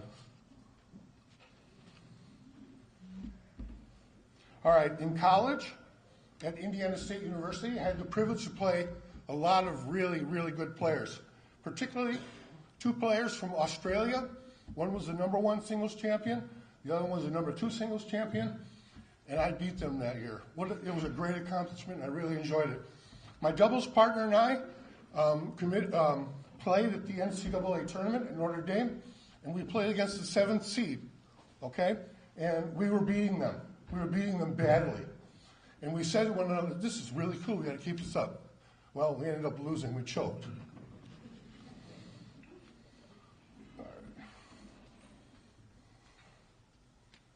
I have had the privilege to teach how to play tennis, a lot of people. And as I was growing up, a lot of people wanted to practice with me. And I thought, okay, fine. I lived 2 doors away from the court, so I was glad to practice with him. But this is where my professional status came in. I told him, if they want to play with me, you have to play a set with me, and I will give you 2 points every game, and I'll let you start out with a 5-0 lead. There's only 6 games in a set. I never lost a match. My prize was a Prince Castle trash can malt. So for my younger years, that's what I used to do. I used to compete professionally against these players.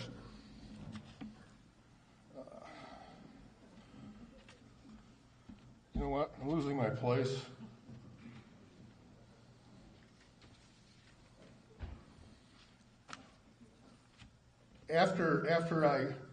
While I was in college, my brother played at Elgin High School also. And his senior year, he was in the district final, and the score was 4-2. This is a guy he beat many times before. So it started to rain. Listen to this. My dad drove down to... I want to tell you that Michael won 40 points out of 42 points, and Michael was the district champ. But the reason I tell you this story is because my dad loved us boys and was willing to do anything for us to win at tennis. Greatest day in my life was in 1985 when I pulled off the road in my car and I decided to surrender my life to Jesus Christ. Oh, something I forgot to tell you. My dad, he wasn't a coach per se in tennis. He was coaching other sports, but he was a motivational coach. And here's, I want to share what he would do for us. He would put a sign over the toilet that said, concentrate. So every time we went to the bathroom, we saw that sign. Then on the other side, on the linen closet, he put a sign there saying, I was playing a match and I lost horribly. So my dad sat me down on the bench and he said, son, I want you to know something. I work harder when I go to the bathroom than you did on the tennis court.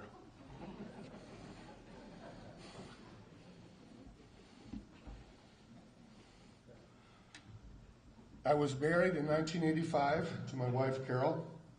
And in 1991, Topher already told you, I was hit with multiple sclerosis. I lost my eyes, I lost my legs, and I couldn't go to the bathroom.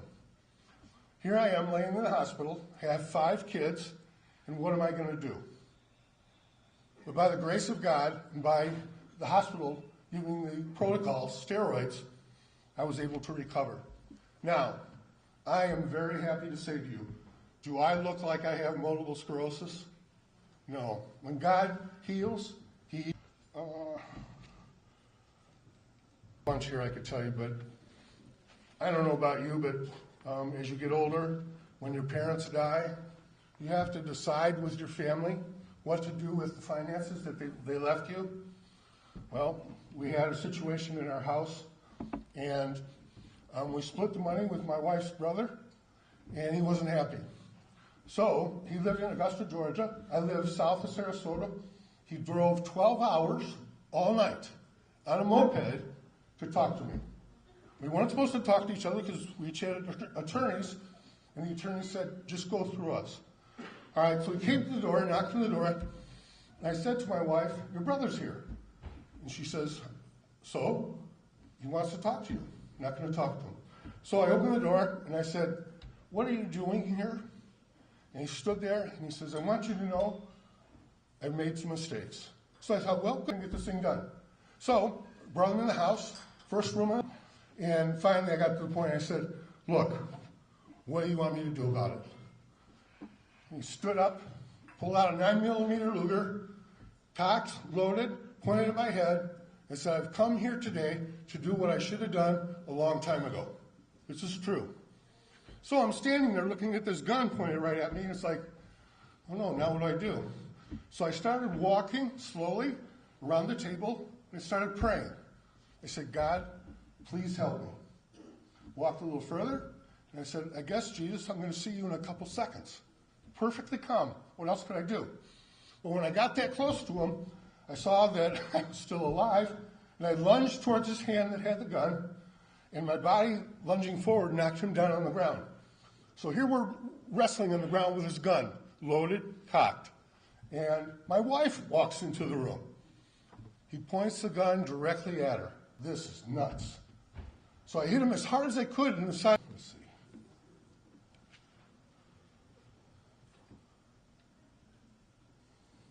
One thing in my life, as I've gotten older, is I finally understood something. All of us, at one point in time, are going to die. And what happens to you then? I found out that none of us, I understood this, none of us can go to heaven by our good works. So, when I was in the hospital in 1991, and I had MS, I was laying on the bed, and I don't know if you've ever done this before, but I made a deal with God. I don't know if God makes deals, but I made a deal with him. I said, Lord, if you get me out of this situation, I'll do anything you want. Anything. Well, the Lord always answers the prayers of his children. The answer might be yes, the answer might be no, or the answer might be until I tell you. 10 years later, and I know this is not supposed to be done now, but this is my heart. If anybody wants to talk to me about that tonight, I'd be glad to do it. One more thing.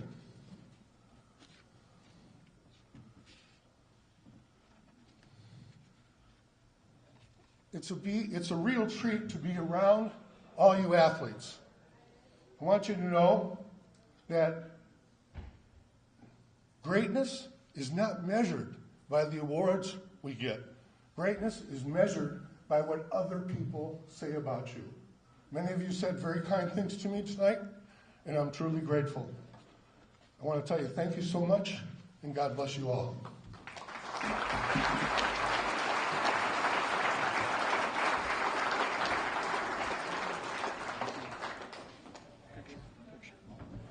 Okay, Dale Shaver.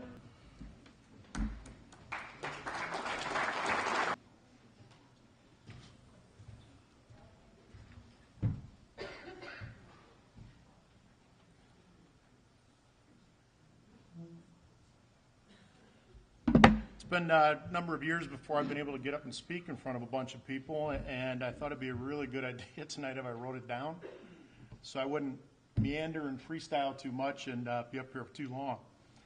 I'd like to thank Jim Harrington, Ron Lang, and the Hall of Fame Committee and the organization for this exceptional event, and congratulations to all of the award winners tonight. I'm here to introduce my son, Matt. I'd like to thank him for this honor and privilege of doing this for him. I'm very happy, too, his son's here tonight to see this. I'm sure you've had a chance to read his bio that lists all of his stats, honors, and awards he's earned along the journey. But I was encouraged by the members to share some insights about how it all began, about football scouting trips at Larkin that he was 6 or 7 years old. We'd go to a stadium together on a Friday night, formations for Matt, and he would sit and draw plays. While he was doing that, I was talking into a tape recorder and trying to get everything down that I would transcribe the next day, so technology's come a long, long way. On a stoppage of play, we would go over some of the things that Matt had, and Matt would come up with some pretty accurate formations and some really nice-looking plays. And I have to confess, I may have used a couple along the way. It was an awesome time that we were able to share together. It then progressed to using our electric football game guys on the floor as we watched TV. I know a lot of us had those. We had a number of teams. We usually had the Bears and Packers up, but it would change. I would give him one of our formations to line up that I had taught him, and he would say, I would tell him, put the guys up in red ace, flex near, and he'd put the the team up, and they would be in the formation. Then I would set up one of the many defenses he had learned. I would then ask him to look down, tell me what defense was there. He'd say a 4-3 cover 2. He got very good at it. I once put up a silly defense to test could be at whatever he did.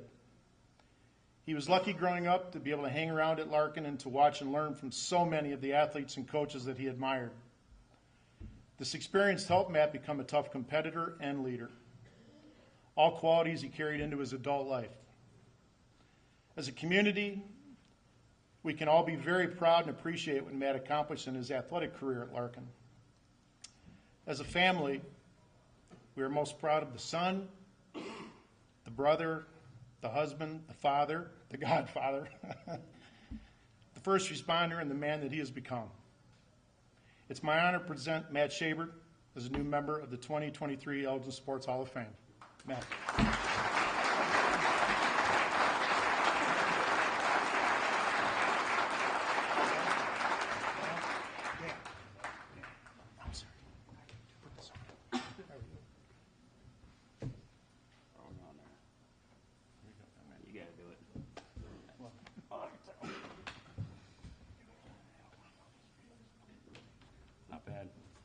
Dude there. It's about a long time ago, though. Usually you don't give me a microphone and free reign. Things get off the rails very quickly, and I could be up here for 5 hours just to have Jeff Myers. After I hijacked his show back in 1999, he still talks about it. So I'm going to keep this one short and sweet. Despite the fact my father says I never listened to him, this speech is going to be very short because I think he touched on almost everything I was going to say. So we got half of that out of there. I do want to echo, I appreciate being here, being named this award winner tonight. I want to thank the Hall of Fame Foundation for having us all here, the voters for thinking so highly of me for me to be able to position like this. My father did hit it on the head. I've been around Elgin athletics since I was as far back as I can remember. Whether it was the tackling dummy bodyguard at football practice or the bat boy for the Larkin girls softball team, I have been on the Larkin High School grounds, probably in the Hall of Fame, a couple more that we're going to try to get in, particularly Trevan Hayes, who made me quite the player I was. It was easy just to give the ball to him and let him do the rest. I also want to thank my coaches. I want to thank all the other recipients here tonight, obviously, of course, as well. I was under the sometimes difficult but mostly pleasurable reign of my dad as my football coach. We had a lot of great times together through the years playing Pop Warner football. We've had a lot of great people that have had a big influence on my life. They've taught me about sports. They've taught me about how to work hard, dedication, and doing the right thing.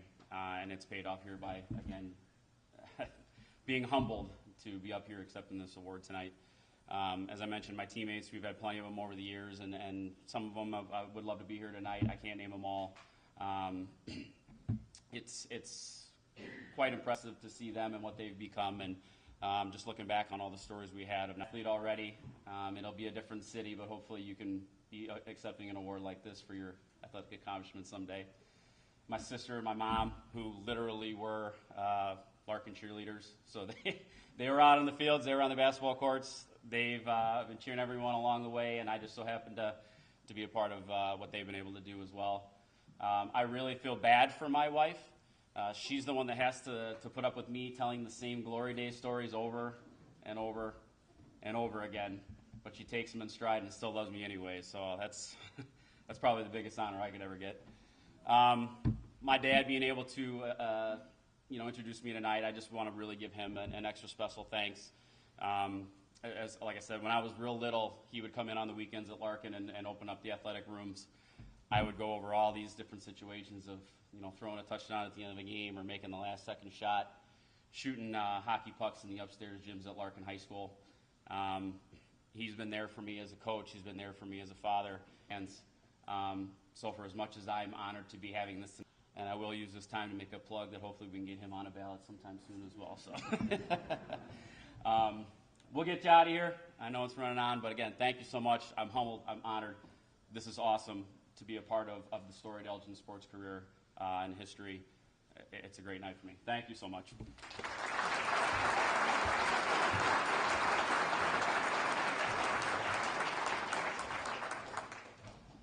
Terry Drake, please come up, a friend of Mark Stetner's.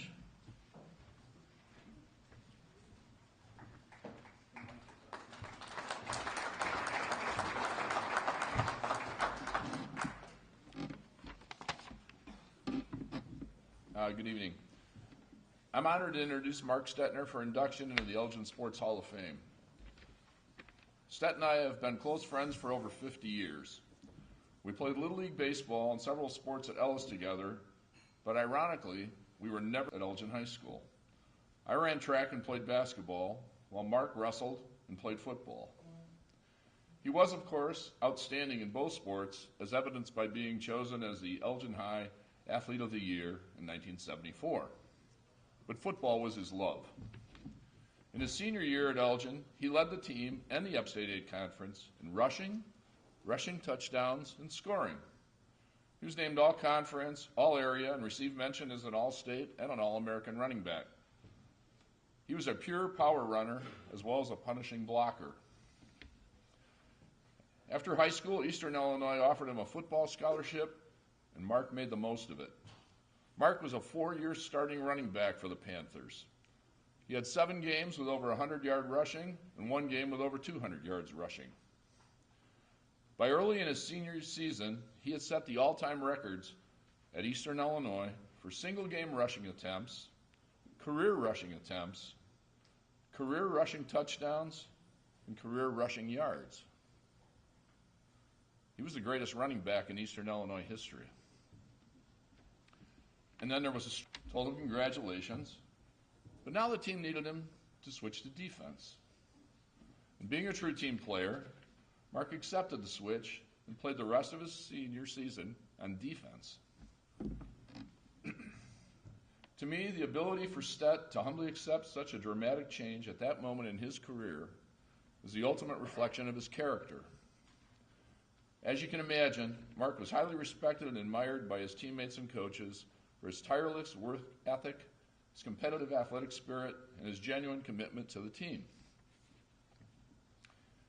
Several years ago, before Bill Chesborough's funeral, I was talking at the church with 1987 Hall of Fame inductee Irv Johnson, and Mark's name came up. Irv told me that Mark was one of his all-time favorite wrestlers and his all-time favorite people. Irv said Stet was an incredibly hard worker and competitor, and I wrote this down years ago, and always with a smile and a devilish twinkle in his eye. To his many friends, a true, honest, and fun-loving friend, and a wonderful family man. Several of Mark's lifelong friends from Elgin, along with his family, are here this evening to help honor him. Mark's parents, Chuck and Dorothea Stetner, are undoubtedly looking down tonight with pride on their oldest son. Would everyone please join me in congratulating Mark Stetner on being inducted into the Elgin Sports Hall of Fame.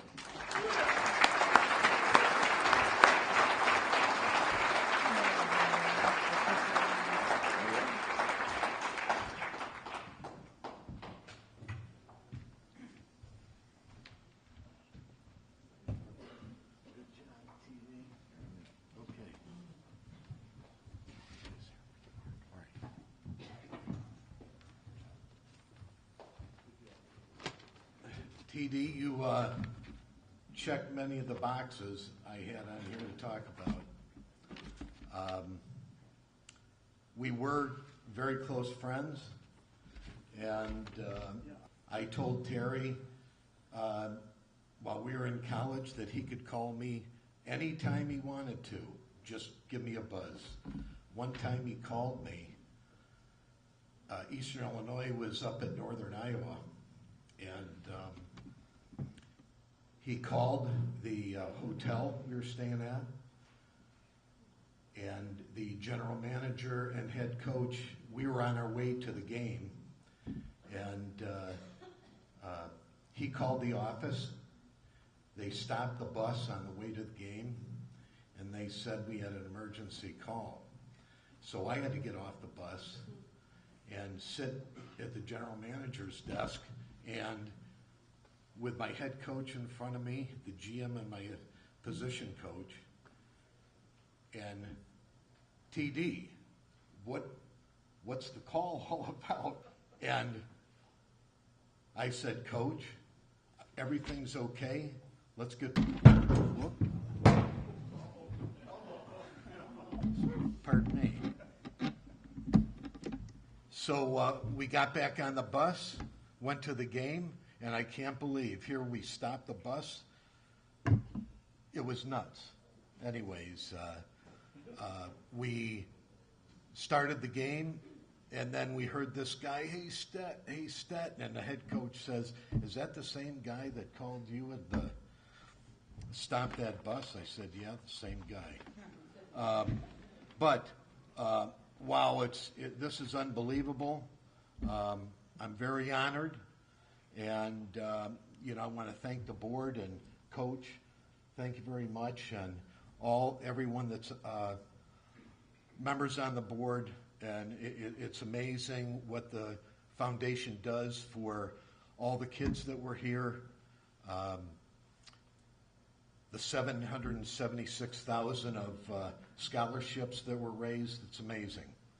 I'm just going to talk real quickly about some of the memories here, and Elgin stand out and everything it gave, the city gave. We spent all of our time about 4 blocks away at the Maroon Field. Now it's called Duck Drake Field. We spent minor league baseball practice there. We also, there's a gentleman there, now it's named Duck Drake Field, but Duck was a guy that sat around the area there with a Oshkosh Bagosh blue shirt, Oshkosh pants, and he was the keeper of Maroon Field. We played football with the Rams, and we played both there and Wing Park. Several of us had difficult times making weight. I don't know why they set the weight limit at 100 pounds. I don't know if they set, but we had a tough time back in the day with that weight. We always went to the Y on Saturdays. My dad would drop Jim and I off, and Vic Massie was the director of the rec center at that time, and I remember there was 2 big twine ropes up the top of the ceiling, and we knew it was coming, that I was going to have to be asked to climb up those ropes. I was intimidated by those ropes. I think my brother went up there before I did. I don't know if I ever went up there, but you had to touch the ceiling and come back down. During college, I worked for the city of Elgin, and I worked for the garbage department. And during summers, it was a perfect job for getting you ready for double sessions in college. You're working in the heat, and during about the last part of July, before double sessions, I would start running along the truck. Everybody would jump on the back end go stop to stop, but I started run from stop to stop. It got me back into shape for football. After work, we went to the Y, worked out.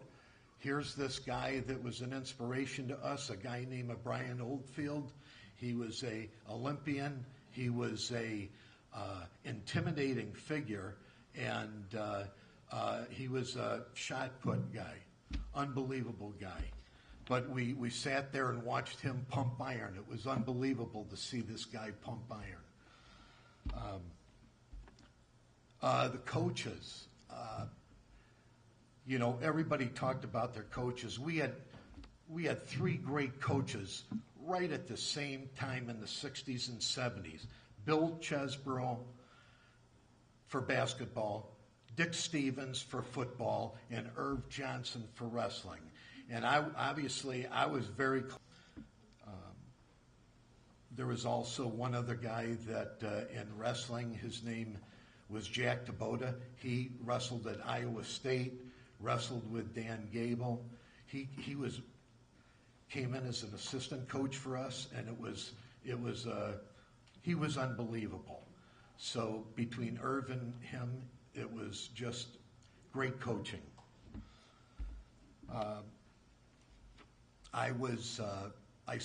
Terry talked about I started at Eastern for 4 years, and my sophomore year, I guess you know the story, I broke the rushing record on Saturday, and my head coach asked me on Sunday, brought me into his office, hey Mark, we're going to move you to nose guard. That's a true story, but it's pretty crazy. I said, sure, coach, love to. That's a great idea. But whatever your endeavors are in sports, you're going to meet adversity. You're going to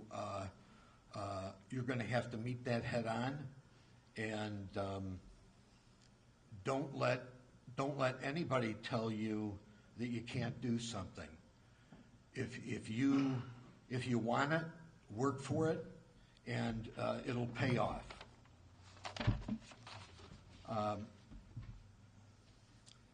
My parents, you know, as coaches, teammates, and parents, our mom and dad purchased a lot next door to us, and that was really going to be our playground.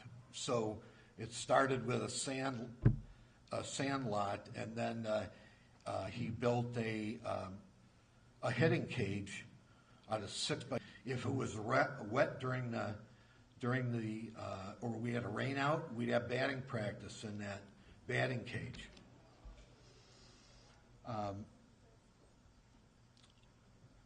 I wanted to say one other thing about Eastern. A lot of the guys in Elgin would show support and come down and watch us play at Eastern. And one game, a bunch of them came down. My dad sat with them. And they, of course, would mix this gallon or 2-gallon jug of spiked juice. And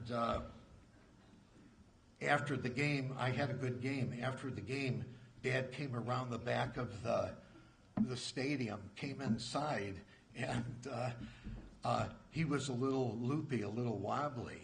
And I said, Dad, what the heck were you guys doing? He said, well, every time you carried the ball, I had to drink this juice. I carried the ball 44 times that game. Finally, I'd like to thank the board again, the coaches, and the band of brothers that voted for me. It's a special honor. I'll never forget it. And congratulations to the other inductees. And Coach Stevens, my plaque is right next to yours on the website. Steven Stetner. Coach, we'll see you someday, and thank you again for this honor. Appreciate it.